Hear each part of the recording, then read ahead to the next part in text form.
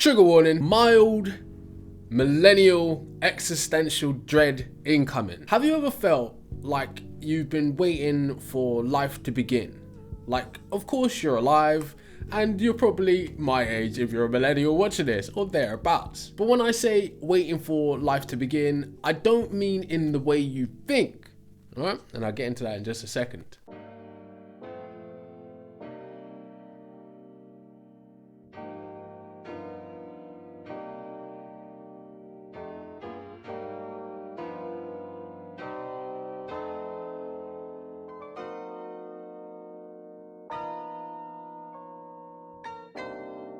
For most of my life, I've had this niggling feeling that I'm not who my name suggests I am.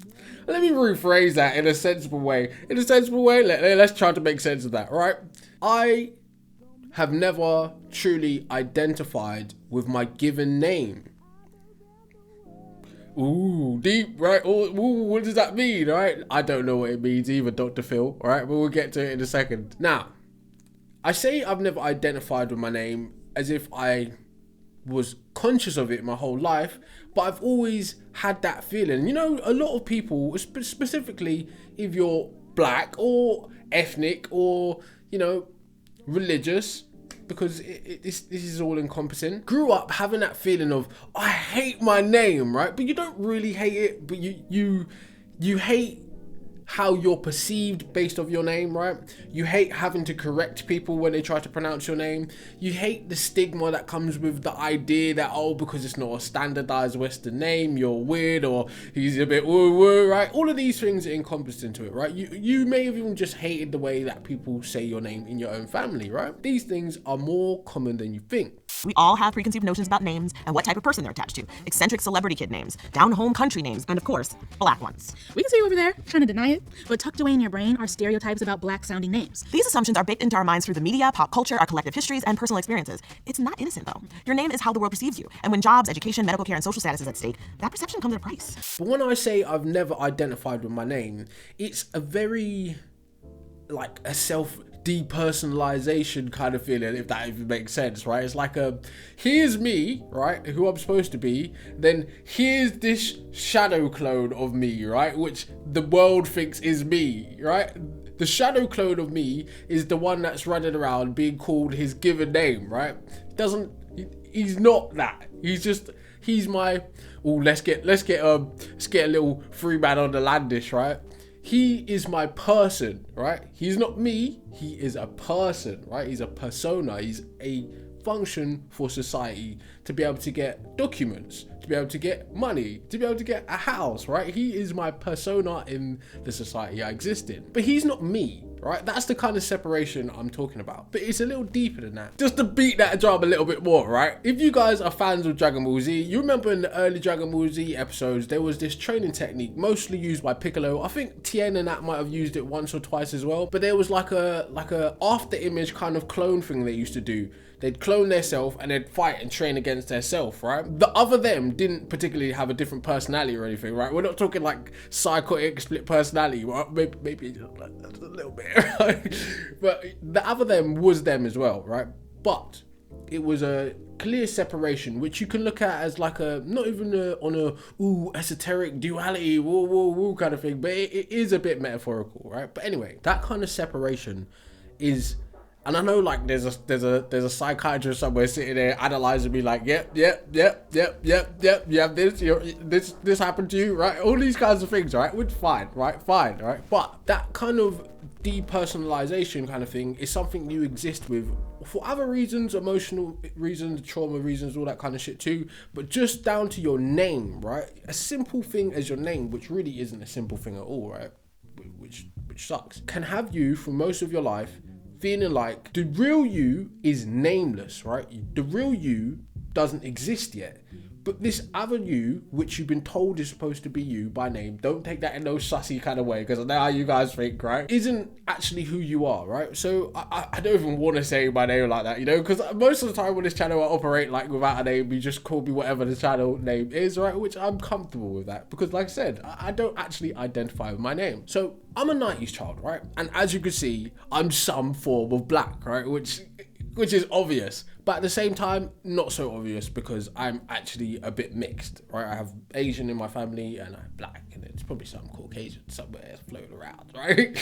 But that being said, right, I'm not a religious black, right? I'm not Muslim or particularly Christian, although I did have that kind of stuff growing up. But as a black person born in the 90s, right, there's a distinct possibility that you would have been named something not strange, but something that didn't scream 80s, 70s, 60s, 50s. That wasn't the norm, right? Some of you were lucky and you skirted through that phase of just like, not like black upheaval or black rebellion, but just like, in a sense, it was a bit of like, a lot of people were going through a bit of a fuck you to the system. They're just becoming aware to their culture and all this kind of stuff. Well, my parents were older parents, right? So they already experienced all of the racist shit through the 50s and the 60s, and they really lived the shit, right? So they knew, right? But it was more popular, let's just say, to be rebellious in terms of the names and the ways of thinking that people had in the 90s, particularly ethnic people, not just black people, Asian people too, right? But that being said, you may have been landed with a particularly not so much Africoid name per se, but some kind of hybrid mongrelized name, right? Which technically doesn't exist before the point which you inherited it. Now that's all well and good, right? Because at the same time that I'm complaining, I also appreciate the uniqueness of my name at the same time, right? Even though it's multiple names mashed together to mean something, right? Because the intention of my parents, which I'm going out on a limb to say this, right? Because truthfully, I don't know what the hell they were thinking, right? But the intention was to take names that had a certain meaning and put it together to make one sentence kind of thing. So it has one cohesive meaning, right? Which is a pretty dope meaning, right? From what they've told me, from what I know, which I'll keep to myself. But having a name like that in the 90s and growing up, right? You not only do get stigmatized because you're a black person, but you also get treated like shit because of your teachers, right? Now, I know that sounds a bit raw, but here's an opportunity to vent a little bit for you lot sitting right there, right? Yeah. Most teachers were really pieces of shit, right? Like the educational, tangent. The whole practice of labelling children as being mentally unfit really goes back to the start of the 20th century. In the early 1900s, the British state gave itself the right to label children as being, mentally retarded or mentally unfit, which is the kind of language they used to use back in those days. The state was able to, in some cases, remove those children from the care of their actual parents and their family in order for the state to directly raise those children. After the Second World War, the post-war Labour government of Clement Attlee introduced ESN schools, educationally subnormal schools, in order to provide a level of education that was more in keeping with the supposed station of these children who'd been labelled. This spread of ESN schools took place at exactly the same time as immigration from Britain's colonies in the West Indies and Africa and its former colonies in South Asia really started to ramp up. While a lot of these immigrants were adults, a lot of them were also children, and a lot of them would have come from their home countries straight into the educational system here. And it's these children are the ones who have been affected by this so-called ESN scandal. What you find is that these children from South Asia and the Caribbean, West Indies and Africa were disproportionately being labelled as being educationally subnormal. In 1968, Ilya admitted that black children, West Indian children, were 4 times more likely to be wrongly placed in ESN schools in comparison to white children who were wrongly placed. Why was this the case? Why were West Indian, black, Caribbean children being disproportionately labelled as being educationally subnormal? Well, first of all, there was absolutely a belief on the part of many within the educational system and the country as a whole that West Indians and by extension black people were generally speaking intellectually inferior to white people. This is the racial science that goes back many centuries here in the Western world, and there are various statements from educational bodies and head teachers and all these kinds of people which said, yeah, they, in their opinion, they felt that black children were just genetically, naturally inferior intellectually to other children. So, and that played a part, as we're going to see, in some of the things that the education system was doing against West Indian children, immigrants within the borough. A leaked document titled Haringey Comprehensive Schools, January 1969, subsequently known in the community as the Dalton Report, sparked widespread opposition because of the following text. On a rough calculation, about half the immigrants will be West Indians at 7 of the 11 schools. The significance of this being the general recognition that their IQs work out below their English contemporaries. Thus, academic standards will be lower in schools where they form a large group. These ESN schools were eventually phased out in the 1980s, I believe, but the damage had already been done. We're talking about a decade and a half, 2 decades worth of systemic discrimination and labelling of black West Indian children in particular as being educationally subnormal. That meant that their educational outcomes were poorer, many of them their educational outcomes were poorer. Those who succeeded, big up to them, they succeeded in spite of, not because of the educational system. And the impact of this obviously has continued to have an impact on black Caribbean people as they're now called to this very day. The educational system in England, right, historically has been documented to show that black kids, and particularly Caribbean descending black kids, have always gotten a subpar education, right? And it was a concerted effort, right? Meaning they actually put forth an effort to make sure black Caribbean kids were treated worse than everybody else, right? And it all goes back to racism, colonization, all this kind of bullshit, right? But teachers, particularly, right, there would always be that moment where a teacher's going to read the register, right? Rather than them asking you directly, how do you say your name, or they're showing a name and they say, whose name is this, right? It would be a performance, like, haha, I've got one of them fuckers, right? Let's fuck his name up or her name up so we can have a good laugh as a class, right? That's the kind of shit teachers did on a regular, right? And you could tell they enjoyed it because there would be simple names that they could easily pronounce, but they refused to, right? And that leaks over into how other classmates treat you and all that other kind of shit, right? If you have a different non-Western standard name. But my name in particular was a little bit different, right? Because it has what you would call a traditional Jewish name at the beginning of it, right? And then a more, I wouldn't say completely like Anglo, but the legacy of that name is more Anglo-Saxon, right? Which sounds wild, right? Coming from a black person, but you got to remember, my parents are Caribbean, right? So my parents' names, when they were in the West Indies, they were named different names, right? They had very English names. Now, my dad in particular, which I'll just give it as an example, my dad had 3 names, right? So when he lived over there, his mum would call him one thing and his brothers and sisters would call him one thing, right? Then the village and the country would call him one thing. And then when he comes to England, he's now called something else, right? Now, I'm not saying that's dodgy at all, because the thing that he's called in England is on his passport and birth certificate. But culturally, that's not his name, right? Do you understand what I'm saying? So even though they had super English names, it's that same kind of, we want to name you something that's safe enough for you to pass through society, but at the same time a bit belligerent and like, I can't really think of the word I'm looking for. It's just anti, right? It's just a form of antiness. It's just like a bit of a fuck you to the system kind of thing, right? Let's look at another area in which we seem to be different and our lifestyles seem to be distinctive, and that is our relationship with our parents. How different are you from, say, the other group of, say, English boys and girls of your age in your attitude to your parents? It comes back to culture, doesn't it? They bring us up the way they were brought up back home. They're in this country, but they don't adhere to the standard of the country when it comes to bringing up children. They stick to the standard that they had back home. That's why we've got it too easy over it. Yeah. But they don't seem to understand that was the 30s and 40s, and now it's the 60s and 70s, and life is completely different with the youngsters. Yes, I do say I've got an identity problem, because I'm not West Indian like my parents are, and I've got nobody to identify with being as I'm British, It's really bad. But do you like being called British? No, I'm not British. It's not my fault that I was born in England. I don't identify as being British. I'm West Indian as far as I'm concerned. Why don't you like to be identified as British? Because British are white people, and I'm not white. Britain just doesn't have anything for me. It just doesn't do anything for me. British means white to me, and I'm not white. I'm far from it. So, I can't identify with it. Would you say you've got an identity problem? Yeah, because no man that was born in England, no black man that was born in England likes to be called British. We've been brought over here, and we're bottom of the table. We've been treated bad. And if a man asks me, was I born in England? If I am British, I'm not going to say yes. I'm not going to say, yeah, I come from that place. But I've been treated bad in.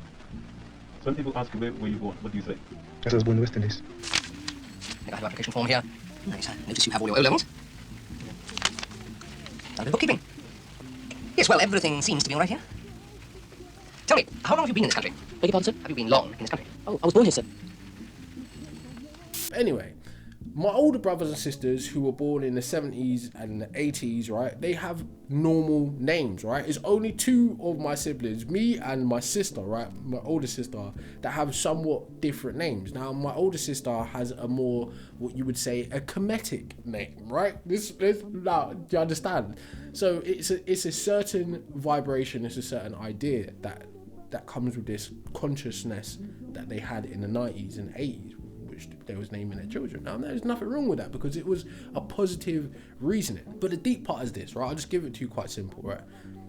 At home, my parents call me Set. My brothers and sisters call me Set. My cousins, everyone in the family of West Indian descent call me Set, right? But in the public, all of a sudden, my name is Seth.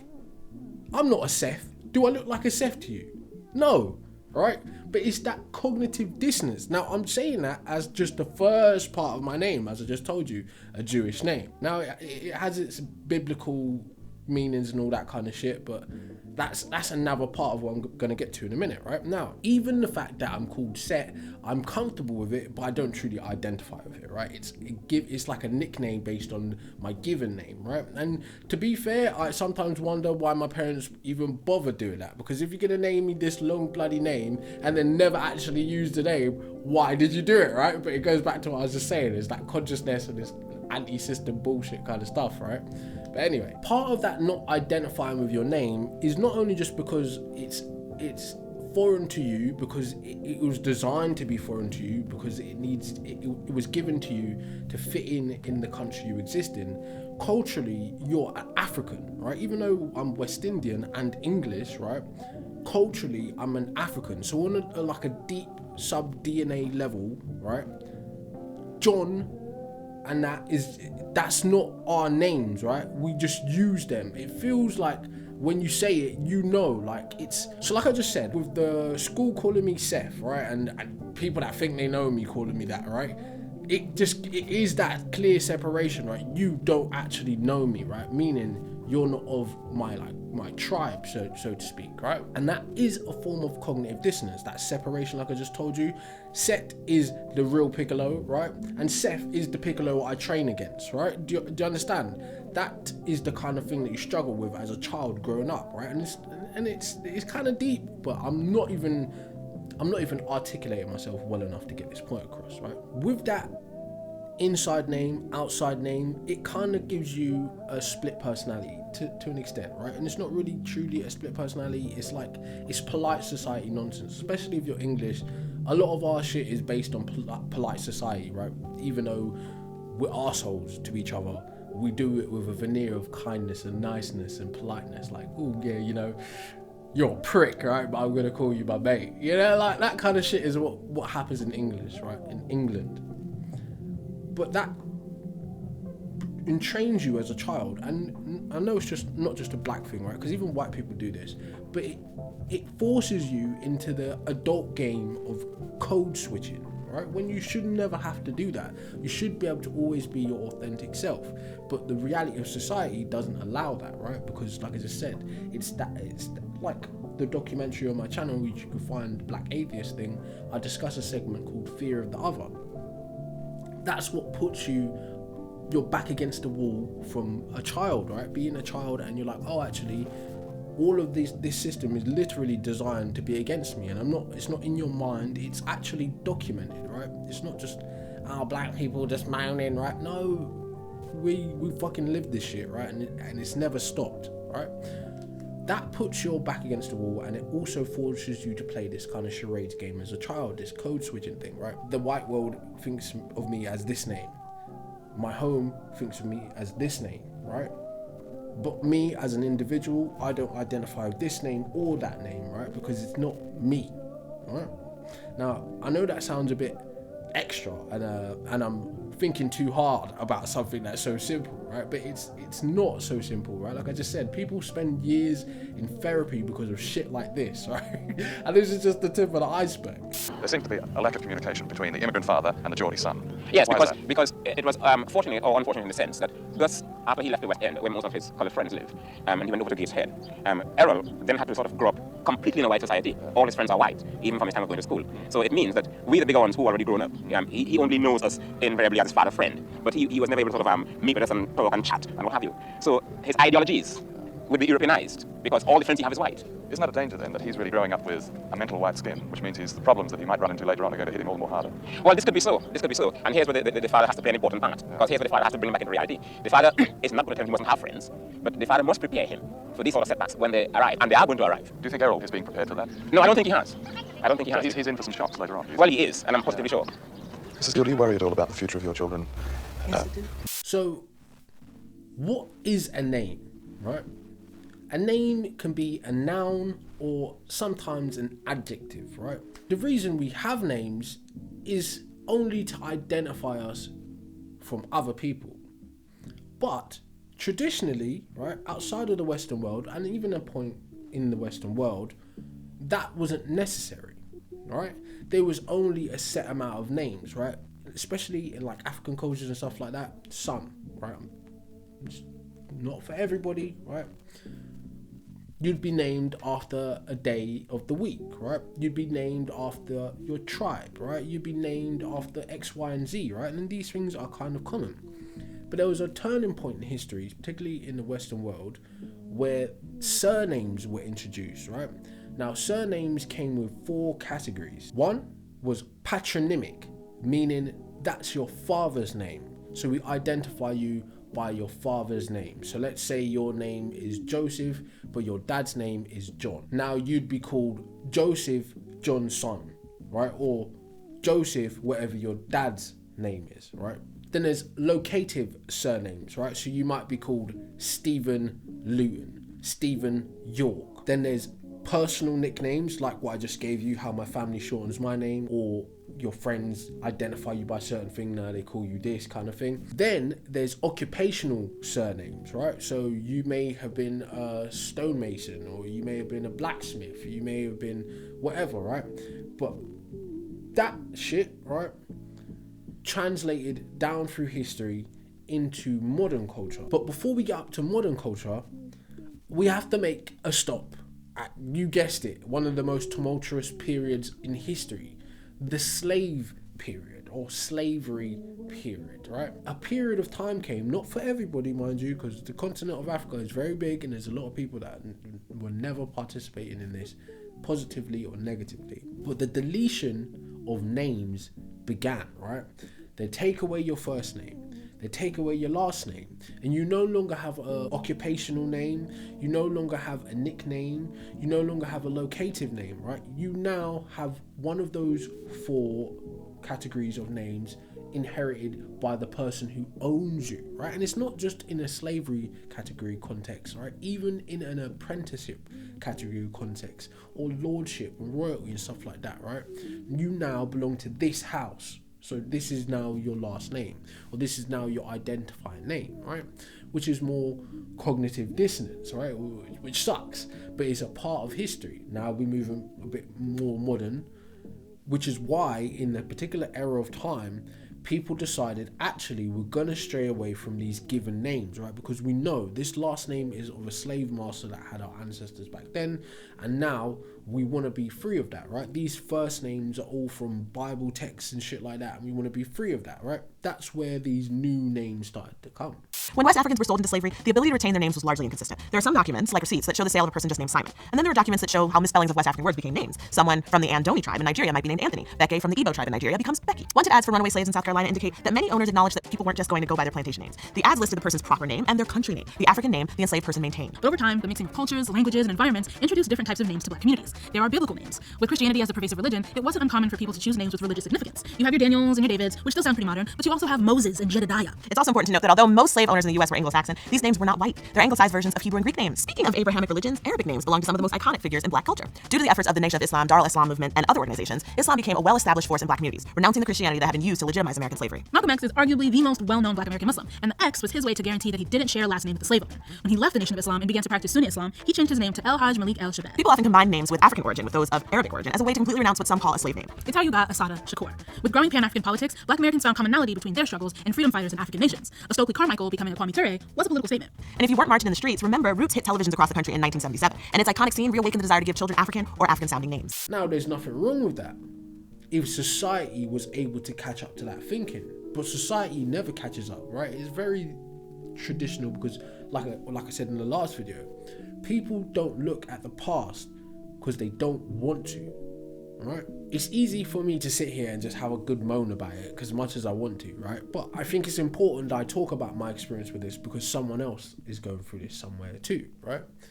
Now, like I said in the beginning, there's that feeling of waiting to begin life, right? Because truthfully, in some cultures, there's like a rites of passage and you become a man, right? But with that rites of passage, you also become named, right? And it's like back in the day, not everyone could become a knight, like I said, but people will be in apprenticeship. Once they qualify in this particular thing, now you're X of X and you do X. This is you, right? In Western countries, in African countries, Asian countries, like that. But yes, there's a rites of passage, right? And there's even a naming ceremony that happens traditionally, right? And all of this culturally has been torn away from black people, right? And Asian people as well to an extent, but in the West, Asian people have assimilated a lot more, right? That's how comes we have like an Asian prime minister kind of shit, right? The Asians and the whites see themselves as a group, right? The only time they separate is when they want to beef about borders, right? But they share the same foods, they do the same shit, and they largely teamed up for most of history to enslave and exploit black people, right? So just think about that. I'm not dissing them or white people, I'm just telling you the fucking truth. If you don't like the truth, there's not much I can do about that. Becoming who you are meant to be can be deterred or determined by what you are named, right?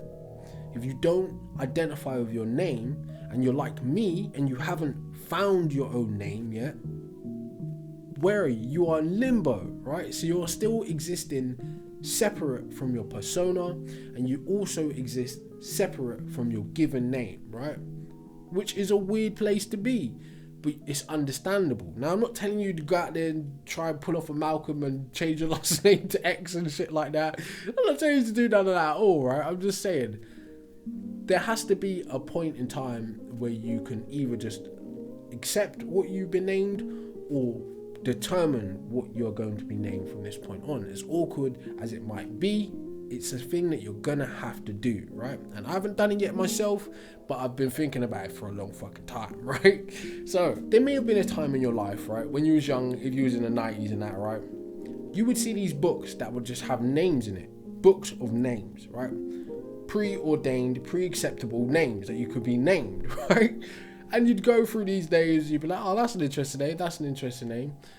But the truth is, right, the way we have names in modern times, it's a possessive thing, right?